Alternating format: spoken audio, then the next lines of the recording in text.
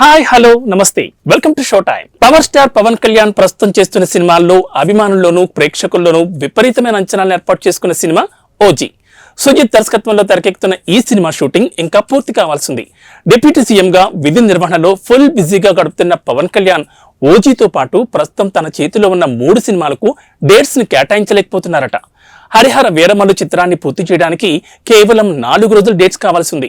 అదేవిధంగా ఓజీని పూర్తి చేయడానికి 21 రోజుల డేట్స్ కావాలి. అసెంబ్లీ సమావేశాలు ముగిసిన తర్వాత ఆయన హరిహర వీరమల్లు బ్యాలెన్స్ షూటింగ్ లో పాల్గొబోతున్నారు. ప్రస్తుతం పవన్ కళ్యాణ్ లేని కొన్ని సన్నివేశాలను మంగళగిరిలో వేసిన సెట్స్ లో చిత్రీకరిస్తున్నారు. ఈ నెలలోనే ఈ సినిమాకు సంబంధించిన షూటింగ్ కార్యక్రమాలు మొత్తం పూర్తి కానున్నాయి.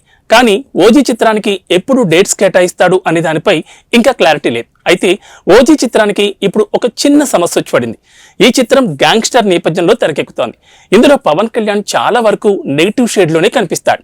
ఆయుధాలను అక్రమంగా జపాన్ కి స్మగ్లింగ్ చేసే డాన్ పాత్రలో ఆయన కనిపించబోతున్నాడు. ఒక రాష్ట్రానికి డిప్యూటీ సీఎం గా ఉంటూ ఇలాంటి పాత్రలు చేస్తే జనాలు ఒప్పుకుంటారా?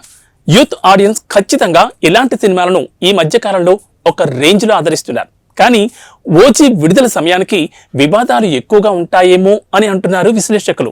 ఎందుకంటే ఎర్ర చందనాన్ని స్మగ్లింగ్ చేసేవాడు మనకి హీరో అంటూ అప్పట్లో పవన్ కళ్యాణ్ సెటైర్లు వేశారు. ప్రతిపక్షాలు అదే అంశంలో మళ్లీ పవన్ కళ్యాణ్ పై రివర్స్ లో కౌంటర్లు వేసే అవకాశం ఉంది. పవన్ కళ్యాణ్ అందరిలాగా సాధారణ హీరో అయితే అస్సలు సమస్య ఉండదు. కానీ ఆయన ఒక రాష్ట్రానికి ఉప ముఖ్యమంత్రిగా ఉన్నాడు. దేశవ్యాప్తంగా ఒక రాజకీయ నాయకుడిగా ఎంతో మంచి పేరు కూడా వచ్చింది. ఇలాంటి సమయంలో ఇంత వయోలెంట్ యాక్షన్ మూవీని జనాలు ఎలా తీసుకుంటారో అని భయపడుతున్నారు అభిమానులు. పైగా పోలీస్ స్టేషన్లో పవన్ కళ్యాణ్ పోలీసుల చేతులను నరికే సన్నివేశాలు కూడా ఇందులో ఉంటాయట.